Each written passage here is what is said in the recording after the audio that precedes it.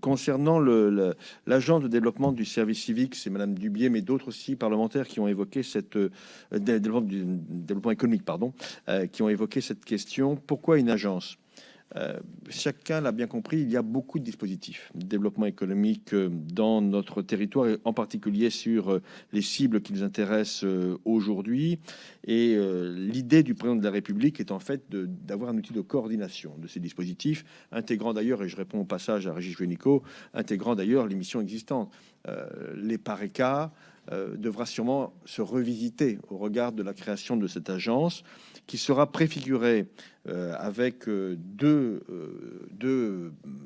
préfigurateurs, permettez-moi l'expression, sans pouvoir vous donner exactement les noms des personnes qui ont été pressenties, parce que tout simplement ces noms ne sont pas encore stabilisés, donc je ne voudrais pas donner de mauvaises informations à la commission ici présente.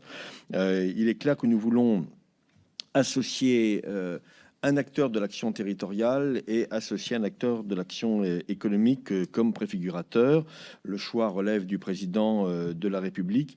L'idée n'est en aucun cas de créer une strate supplémentaire dans l'intervention économique des pouvoirs publics dans ces quartiers, mais de bien imaginer une coordination efficace avec un objectif de développement économique sur les quartiers prioritaires, mais pas que sur les quartiers prioritaires. Je voudrais y insister.